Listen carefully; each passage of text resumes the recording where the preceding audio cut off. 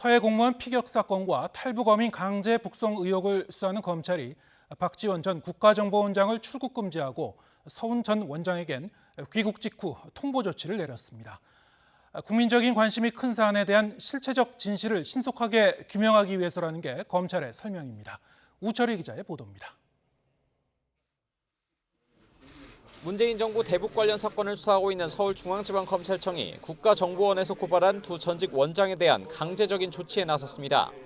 서해 공무원 피격 사건과 관련해 사건 관련 첩보 보고서 등을 무단으로 삭제한 혐의를 받는 박지원 전 원장을 출국 금지 조치한 겁니다.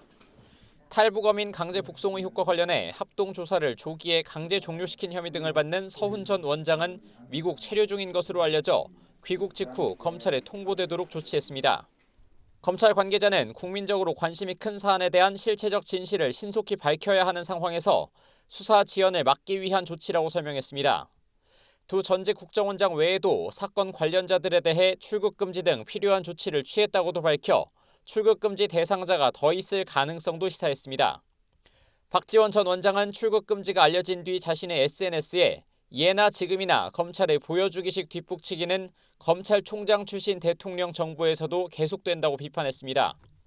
검찰 수사는 속도를 내고 있습니다. 탈북어민 강제 북송 의혹과 관련해 북한 인권단체 관계자를 고발장 접수 사흘 만에 조사했습니다.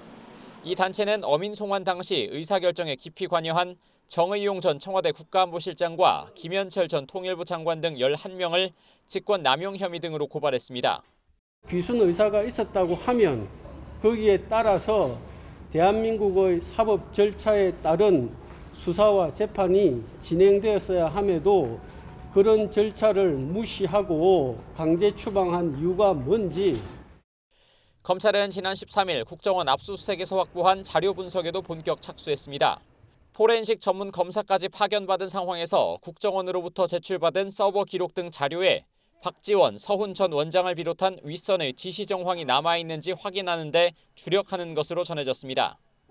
여기에 더해 공무원 피격과 강제 북송 의혹 수사팀에 이미 검사 3명이 파견된 가운데 북송 의혹 수사팀에 검사 1명을 충원하는 방안까지 검토하고 있습니다. 문재인 정부 당시 외교안보 라인 상당수가 수사선상에 오른 상황에서 검찰 수사는 전방위로 진행되는 모습입니다.